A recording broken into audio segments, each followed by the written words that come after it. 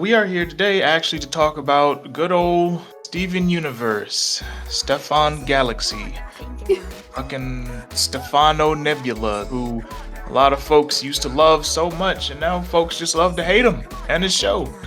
It's kind of trendy now to hate on Steven Universe. I remember around 2018, 2019, when like all these super unnecessarily long breakdowns about the show came out about why it's bad. But since the show went off the air in like I think 2019, and then in 2020 Steven Universe Future got here, almost everyone has jumped on the train of this show sucks, and I'm somewhere in the middle. Like I can definitely still recognize the good that the show did, and I'll never deny that I used to love the hell out of it. But towards the end, it became real hard to stick with, and by Steven Universe Future, I was just on board just to watch the train wreck. Yeah, Steven Universe isn't like horrible, but it's nowhere near the hype that everyone was making it out to be at the time. It's a very mid show, in all honesty. Definitely. I feel like when the show was sort of at its peak, this was like probably the biggest fandom explosion I had ever seen. Since this also started technically before like everyone just went to Wakanda and everything was just all woke everything.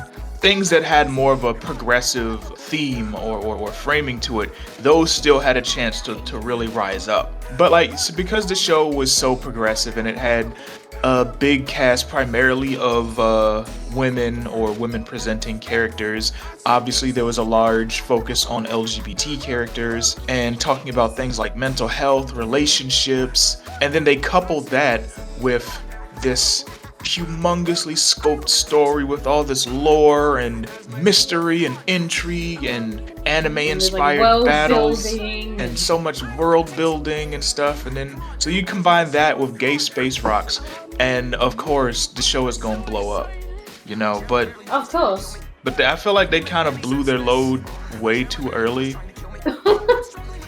Yeah. They peaked at the Peridot arc and then just went off. Yes, like the fact that the Peridot arc is like peak characterization, peak intrigue, peak story, peak world building for this show is so sad. And that's not to shit on Peridot, because I think she was a great character. And she was actually the best. She's probably one of the best characters, honestly. Mm-hmm. And genuinely the best face turn in the show, because obviously Steven is a master of talk no jutsu. He's giving Naruto a run for his money with his mastery of talk no jutsu. But that got old real fast. I guess if you want, we can kind of start there with what the show's sort of like mortal sins. Peridot was a well done villain who gradually and believably it's like a flip became of a good switch guy. with everyone else. Damn near everyone else who got that treatment was either way too fast or unbelievable. And even they did it to freaking diamonds, which really just makes me want to ram my head through a wall like my name was White Diamond. Because why are these galactic tyrants Space Nazis?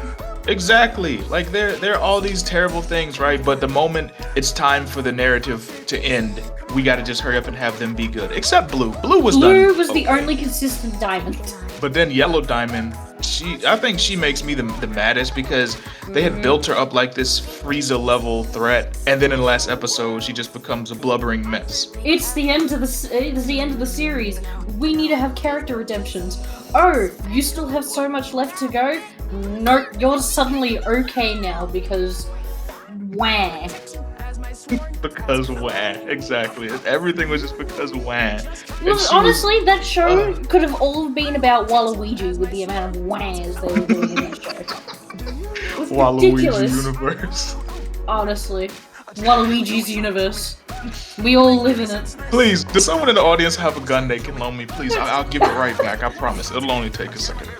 But there's so much crying. Like, why is Yellow Diamond falling to pieces like this? And to a lesser extent, why is White Diamond, why is she beaten by what did I say yesterday? A no-you. Yeah, like she is sitting here. Literally a no-you. She's taking over everyone in the room. She could probably take over the whole planet with mind control powers, and Steven beats her with a nuh-uh, you. She literally got beaten by a I know you are, but what am I?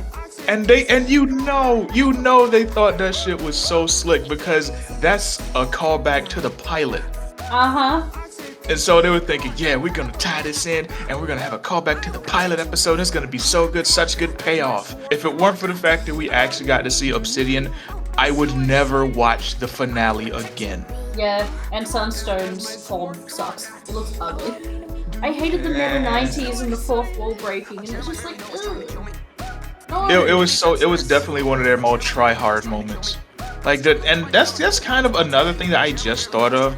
The fact that the fusions became more and more, not even tropey, but just like one-off gimmicks. Like the older fusions, you could tell there was actually some thought going into them, even if they sort of had a theme, like Smoky Quartz. Opal is the only fusion that I really like outside of Obsidian. So you tell me you don't like Goddess Queen Sugalite?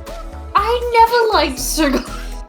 Her aggressiveness and her like, I'm so cool, like, little man. Like, I know it's meant to be like a cute little nickname thing, but with how they got Nicki Minaj to say little man, it's just like, I don't know, I don't care if I get called a racist for it. Sugalite sucked. What do you mean Sugalite look like a monkey? Why are you just saying that because she's supposed to be the black one? I heard that shit. I heard that shit that y'all are saying because they would say y'all are saying Sugalite look like a gorilla only because she's fat and she's black coded and she's voiced by Nicki Minaj, so y'all are racist.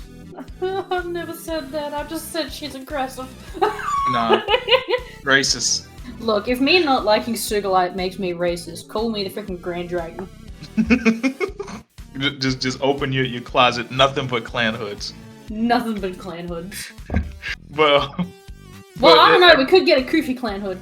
Yeah, that's for me only. You can't wear that. That's appropriating black culture. Oh, yeah. But isn't wearing a clan hood appropriating white culture? Oh wait, no, whites don't have culture, so you can't do that. Exactly. See, now you overstand, Iggy. Now you overstand. I feel like the characterization, especially for the villains, was just so meh. But I think the one that infuriates me even slightly more than the diamonds is Jasper. They didn't do anything with her for the series proper. I mean, she got taken out, she got corrupted. Yes. And then she was bubbled away for the rest of the show. And then for Steven Universe Future, they didn't really redeem her, but in a way they sort of made her Steven's ally, but only because Steven was becoming a piece of shit now. I absolutely agree that they kind of brushed her aside once that, my diamond, pink diamond, that reveal sort of thing. Once that was done, she was just kind of put in the back pocket. But in Future, giving her allegiance, to an extent, I guess, to Steven makes sense because she only would submit to somebody who could, in this case, literally kill her. It's respect because she views him as an actual diamond, which obviously isn't what he wants, but it's still consistent with her character. Yeah, I think, and I guess in that regard, that's a good point. I think my frustration comes more into how she's utilized. That moment where Steven goes full diamond and just straight up slaughters her. I was sitting here thinking, so y'all corrupted her and bubbled her, and then in this shitty show that I can barely even stand to watch, now y'all want to bring her back and have her have some type of development and have her and Steven have some sort of weird sensei relationship, and then she comes to respect him because he kills her. Why couldn't we have gotten that in the actual show? Maybe if we hadn't spent so much time dicking around in Beach City and following characters who are only going to be here for one episode. Oh my god. And they say that anime has lots of filler episodes. Oh boy. Right, like come on. Like the amount of times that we would have a Steven bomb that is like 2/3 filler, 2 episodes of potential lore and character development and plot development, and then nothing for months. And then because the dumbasses at Cartoon Network didn't even know how to properly air the cartoon because they just wanted to keep playing reruns of Teen Titans Go all week, all day, the show would only come on like maybe 3 times a week at these weird ass times. So I understand if like the numbers fell down because Cartoon Network was shit at marketing this show. It's just Teen Titans Go all fucking day. But that's a different point. Yeah, that's a rant for another day. Yeah, y'all gonna have to come back to my animation Cartoon Network rant one day, but the way they did the characters in the show was just so weird. And I remember you mentioning once that Lapis was your Oh, point of contention. oh, God, I hate Lapis so much. Suck it! Oh boy. Okay, her introduction was amazing. I honestly think Lapis's introduction is possibly one of my favorite introductions. Which is why the rest of her character is so infuriating. We get it. The whole point with Lapis's story is that she was abused and used, and she's trying to move past that trauma. I get that. Lapis admitted that she enjoyed abusing Jasper. It never gets brought up in the show again about the fact that she was equally as much of an abuser as she was a victim. But they just brush that aside. Yeah. But not only that, she still continues to be an abuser throughout the show. Her whole thingy with Peridot to begin with, yeah, I can understand why Lapis was going to be cold towards Peridot. But even when it gets to the point where they're living with each other, Lapis is still incredibly cold and apathetic towards her. And then Lapis just becomes like super apathetic in general. And then my biggest thing is when the wedding happens and they've got the threat of the diamonds. Not only one does Lapis just leave, she takes the whole barn with her.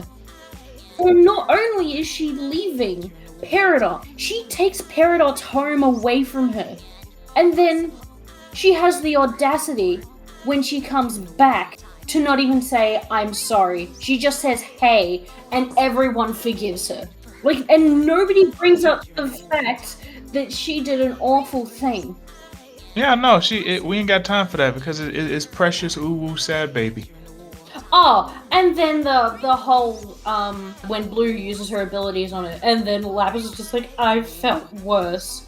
Shut the hell up. No, Iggy, you don't understand. She was trapped in a mirror. She was in an abusive fusion with Jasper, just at the bottom of the ocean.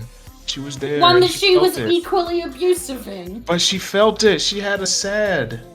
Oh, did the little baby ooh have a sad? Well, tough titties. She had a big sad.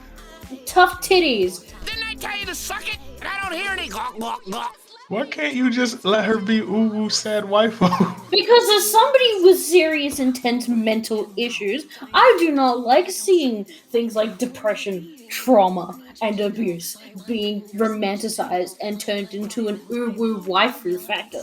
For a show that's apparently meant to be giving positive messages about how to move on with trauma and dealing with mental illnesses and all that sort of stuff, it literally did the opposite and tried to say that just because you have mental illnesses and you're abusive, you shouldn't be held accountable because you're a victim. And then in future, she's suddenly an all-new character who's somehow moved on from everything. It just happened during the time skip. All her characterization and growth happened during the time skip. Oh my god, at least when animes do time skips, they have like flashbacks to let you know what happened to the characters. Especially like in One Piece, where they have that 2-year time skip. You at least get an idea of what happened during those 2 years when they were off doing their own thing. It really makes you wish that the Crewniverse took something from anime other than just cool fight. Sexy, other than sword-wielding lesbians. Exactly. Literally, it's like the only thing they took out of anime was Utena. It's funny that we're talking about the trauma and stuff, because your girl Pearl, ironically, honestly, that whole thing with her and the Sardonyx art, I feel like if they had done that, but then just did that to Lapis and just had it last longer, it could have worked. Because that's essentially what needed to happen. Pearl did something terrible, she got shit for it until she owned up to why she actually was doing what she was doing. And even then, Garnet still took a while to actually really forgive her. Yeah, it's this weird thing where if you're going to have real world issues or write your characters in a relatable way, you actually have to have them react and behave in a realistic way. No well-adjusted person would take someone back right away after doing what Pearl did, which was based on, the way they frame fusion was akin to rape or sexual assault. Well, actually, no, you can tell from the very beginning they had no idea what they wanted fusion to be. When we were first introduced to it, they described fusion as, essentially like when all the Gundam thingies, whatever, form, like, the giant Gundam. It's just them combining their powers to get past a individually unbeatable hurdle. That's how they originally framed it. And then later on, they tried to frame it as if it was a sort of sexual thing, when we see the fusion between Rose and Pearl.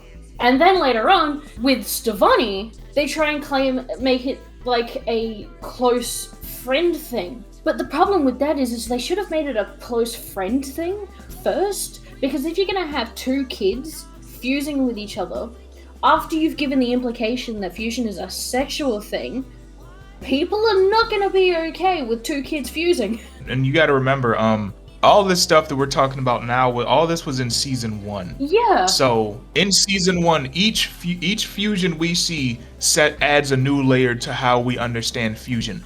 In order to successfully fuse, you obviously have to be like in sync in terms of your dancing, but you also need to be in sync mentally and emotionally, which means you have to have a close relationship. And if they had just left it at that, it would have been fine, because that can be platonic, romantic, band of brothers, or I guess sisters in this case, type of thing. But once they hyped up that sexual aspect so much, and even if you remember in the movie when we had Stag, so now you have Steven and his father Greg fusing. Yeah, so now we've got a underage sexual thing going on. This is going on, obviously, what the previous one was. So people looked at Stevonnie and just went, oh my god, they're making two children have gem sex. Then once they revealed that Garnet was a fusion of Ruby and Sapphire, and that their fusion was a romantic thing, it's almost like they permanently made the focus a romantic thing. Then they really tried to show that cross-gem fusion was like some taboo, how it's meant to be like, a parallel to supposedly society seeing interracial couples as taboo or something, or, interclass or whatever. Yeah. They very heavily focused it as being a relationship thing, and not just a platonic one, but a romantic one. Like, they couldn't make up their minds on what they wanted fusion to be. Yeah, and it really ruined what was in its inception a really cool concept. But they ruined it with all this hyper emphasis on the sexual and romantic aspect, when if they had just said, this is something that gems do in order to get stronger, and in order to do it successfully, you have to be close. Exactly. You have to have, and then that can apply across the board. You need to know your fusion partner. Exactly. You have to know them. But no, they want to keep hyping up the romance and sex side, and they hyped on that so much. And yeah, like you said, especially with Garnet, which sucks because I love Garnet as a character, as well as Ruby and Sapphire.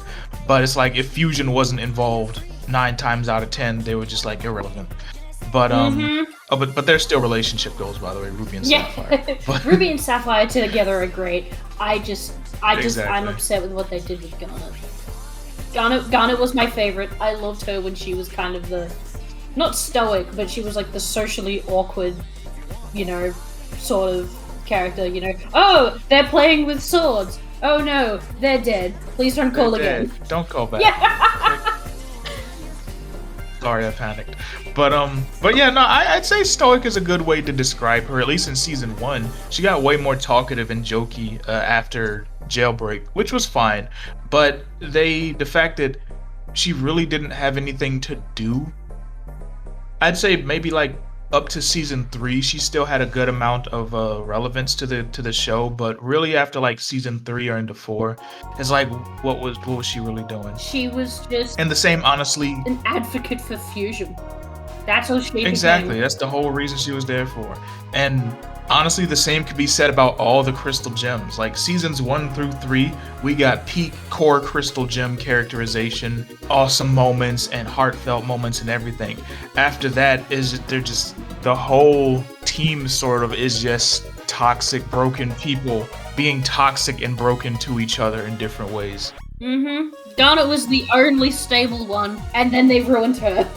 And I guess if they had actually done something more with that premise, it could have worked. But the fact that it's just 5 seasons of just these people making very marginal moves towards being better. And then it seemed like every time there was a good development, something would happen and it would just be right back to bullshit. And then we'd get 3 months of nothing episodes. Oh, but you brought up my favorite one of the whole bunch. We have to talk about her for a second. Your girl, your woman, Pink Rose Quartz Diamond. The biggest ball drop of fictional history. They were set up for the biggest of alley-oops with the whole Rose Quartz thing. And they ruined it. They pissed it all away. And it's not even the reveal itself that I hate, although I kind of do, because I feel like this is something that a lot of fans had already predicted years ago. They predicted it back in like season 1. As soon as we even learned about who Pink Diamond was, people were like, huh, I bet it's Rose. Is that her? Is that her? Because, I mean, they set up plenty of, like, I can't even say breadcrumbs. They just, like, left the whole loaf out and act like no one saw it. Yeah, and you know what's really funny as well? When they were animating it, they actually put diamonds in Rose's eyes. So if you actually change the contrast and all that, you can actually see the diamonds in Rose's eyes. Wow. They didn't even hide it. And then even Steven himself, like when baby Steven, when they were putting him in his little jammies and it was a diamond, it like was opened in the shape of a diamond around his gemstone. Yeah, but oh my god. It was the most transparent reveal of all time. And they took 2 completely different characters. They took Rose Quartz, who had this, and I love the character of Rose Quartz. I have a thing for like tragically flawed heroes. And you love your big women.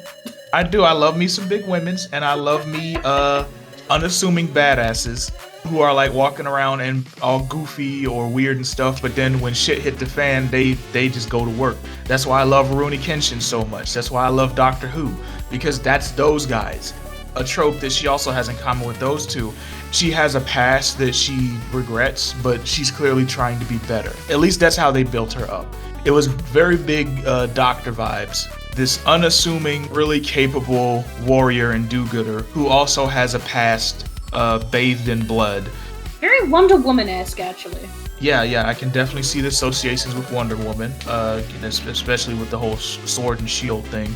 Then they had Pink Diamond, who was like this ultra bratty, completely unlikable, unredeemable almost, just completely obsessed with her own power and just wanting stuff. Like, she was always built up to be like the brat of the diamonds, but still as evil and fucked up as the other diamonds. And then they combined both characters and basically told us that, hey, these are both the same person.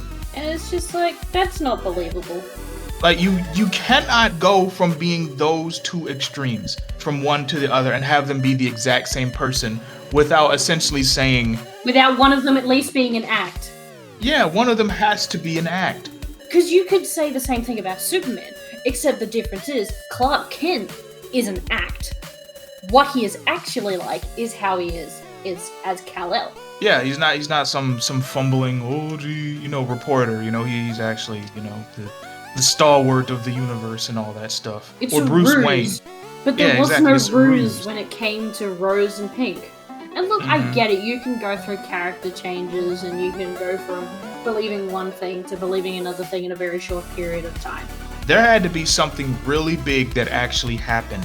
Like, if Pink started off that really bratty villainous type, and through her interactions with the Earthlings became more sympathetic to what was going on with them and came to actually respect organic life, that would have been fine. But they didn't show that. What we got was one standard episode, which is 11-12 minutes at best, of her being bored, her having Pearl teleport them down to Earth so she can see what they're doing, her becoming a Rose Quartz to look like the other Rose Quartzes, her walking around for a few minutes, frolicking in the flowers. Frolicking in the flowers and in nature, ooh woo. Then she sees early humans, they're pretty, ooh woo. Then she looks back to the kindergarten and it's all bleak, and she's like, Pearl, we're not creating life on this planet, we're taking it away.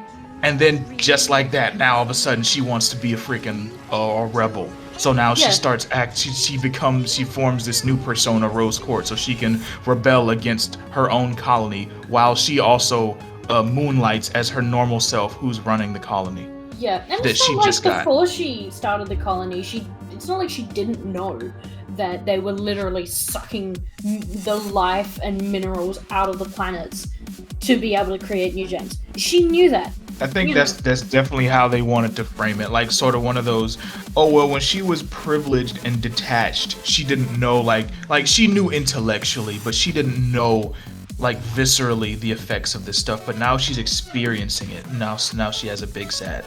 The problem is that is not how that works, and this is not a change that you can just throw at the audience in a 12-minute episode. If this is the route they really wanted to take with her, she needed her own freaking arc, damn near a whole season of development and showing this. But instead, no, we just get, okay, we in the last season, so come on guys, it's time to wrap up, so we gotta have the reveal that everyone already called back in season 1. But yeah, this has been real fun. I actually like venting about Steven Universe, and we didn't even get into the fandom, but honestly, that's its own can of worms. And hey, look, who knows? Maybe if we get enough likes or whatever, we could do a part 2 to this, because I have a lot more I can say on this. If y'all are liking this. If y'all are liking this, definitely let us know in the comment section. I need likes, I need some good comments, I need some sharing around and everything. Do all that stuff. Definitely subscribe. Grift. That's right. That's right. I mean, I'm a grifter anyway because I'm black, but I'm not a far leftist, so I'm automatic. I'm an automatic grifter. Automatic. But thank you so much for joining me, Iggika. Like, it's always awesome having you on. And y'all definitely let us know how y'all feeling about this. There may be a part 2, but that is on you. Y'all have to let us know who won, who's next. You decide. Shout out to Epic Rap Battles of History. But until next time, I'm Animane. I am Iggika. And we'll talk to y'all later. Deuces. Bye.